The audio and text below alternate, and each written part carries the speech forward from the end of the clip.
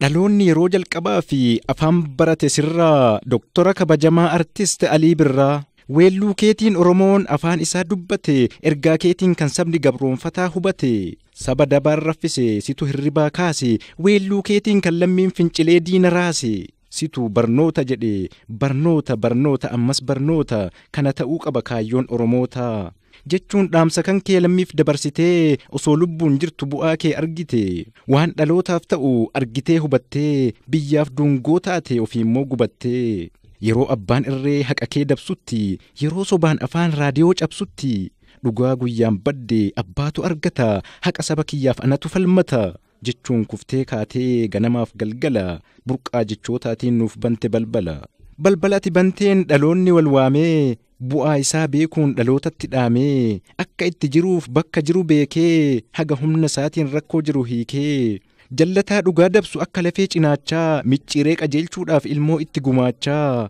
Waan argate kunuunsaa isa dhabe barbaadaa, inni fagoo fi dhiyoo wal yaadaa waliif yaadaa. Afaan ati dubbatteen wal waamee wal dhagayee, ergaa ati dabarsiteen dukkana keessaa bayee, osoo hin badaaf eegan Oromoon har'a ga'e.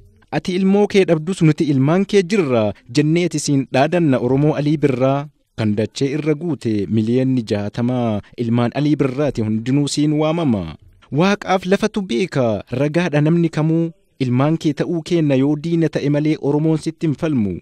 Dukkana keessa teettee finiinsitee falmii kee, daandii irra deemuu qaban barsiisteerta lammii kee.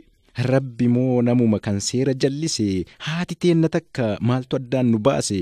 Jettee weelluu kan keetiin dhugaa jiru faarsitee, ilmaan haadha takkatti walitti araarsitee.